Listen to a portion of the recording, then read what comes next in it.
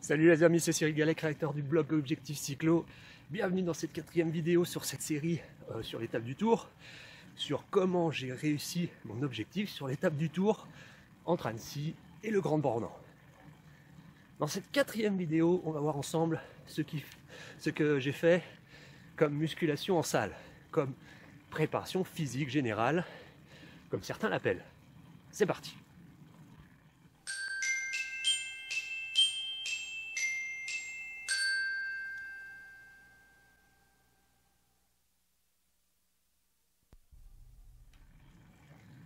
C'est vrai que la musculation en salle, je connais plein de cyclistes qui n'en font pas. La plupart du temps, ce sont des cyclistes qui estiment qu'ils ont tellement de points à faire progresser qu'ils préfèrent se concentrer sur ces points-là. Ou alors c'est des cyclistes qui, au contraire, sont déjà forts, naturellement, et font la passe dessus parce qu'ils n'y croient pas ou qu'ils ne savent pas comment faire. Et pourtant, ça peut vraiment avoir des bénéfices intéressants sans forcément se rendre à la salle 5 fois par semaine. Pour préparer l'étape du Tour, j'ai fait une période de préparation en salle. En fait, une période et demie. Alors, on peut dire de novembre à début avril. J'ai une période et demie parce que une fois que les beaux jours ont été là, les beaux jours qui sont arrivés tardivement chez moi cette année, et bien une fois que les beaux jours ont été là, j'ai privilégié l'entraînement en vélo, normal.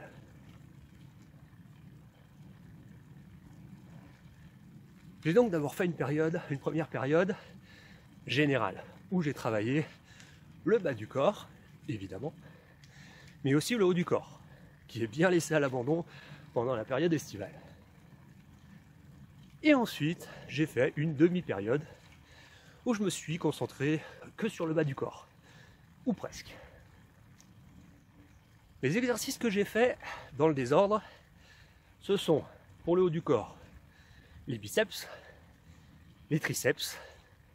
Important ça, quand on travaille un muscle, on travaille aussi son antagoniste, c'est-à-dire le muscle qui se trouve à l'opposé en quelque sorte. Donc comme je travaille les biceps, j'ai aussi travaillé les triceps. Et ensuite j'ai travaillé la nuque, les épaules, le psoas, et un peu, pas toujours, c'est vrai, les pectoraux. Voilà pour le haut du corps. J'en ai volontairement laissé de côté, et qui sont très importants, mais je vais revenir dessus après. Ensuite j'ai travaillé le bas du corps, les quadriceps, les mollets, les ischios, les adducteurs et les abducteurs. Mais comment je les ai travaillés? C'est ça aussi, c'est très intéressant. Parce que tout ne se vaut pas. Si vous passez votre temps à soulever des petites charges, tranquilles, ne vous attendez pas à des super résultats. C'est même le contraire. Attendez-vous à des contre-résultats. Moi, j'ai choisi cet hiver de travailler en force maximale. Il y a plusieurs manières de travailler en muscu. La force max, la force d'endurance, l'explosivité. Moi, j'ai choisi la force max. J'ai choisi la force max parce que je sais que les bénéfices sont meilleurs sur moi que le travail en force endurance. J'aurais aussi pu mixer les deux. Mais je trouve que ça marche mieux de ne faire que de la force max. Encore une fois, pour moi, ça peut être différent pour vous. Moi, je trouve que le travail en force max me fait plus progresser en force d'endurance plutôt que le contraire. Le travail en force d'endurance me fait peu progresser en force max. Et donc, j'ai travaillé tous ces muscles ou groupes musculaires en force max, en faisant des séries de entre 1 et 4 répétitions à charge maximale. Espacé de 2 minutes 30 à chaque fois. En général, je faisais 4 ou 5 séries par groupe musculaire. Et j'ai fait ça de novembre à avril. Et en avril, j'ai arrêté. j'ai tout arrêté, sauf un seul groupe musculaire, celui dont je n'ai pas encore parlé, et qui est hyper important, et qu'il faut travailler tout au long de la saison, tout le temps. Ce groupe musculaire, c'est la ceinture abdominale, c'est les abdos et les lombaires. Je vous conseille franchement de travailler votre gainage tout au long de l'année. S'il n'y a qu'un seul type d'exercice que vous faites en musculation, il faut que ce soit du gainage.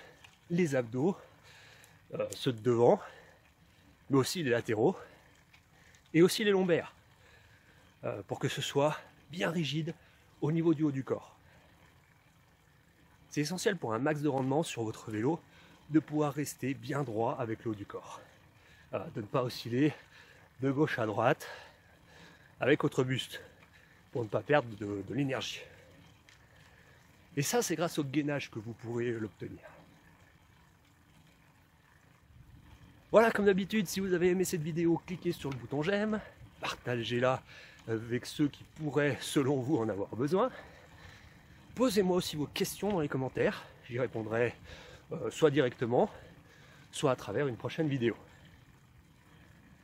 Et pour être sûr de ne rien rater de cette série sur comment j'ai réussi mon étape du Tour entre Annecy et le Grand Bornand, abonnez-vous avec le lien qui est en description.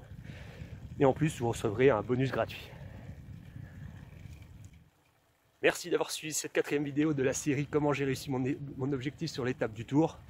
Entraînez-vous bien. Ciao.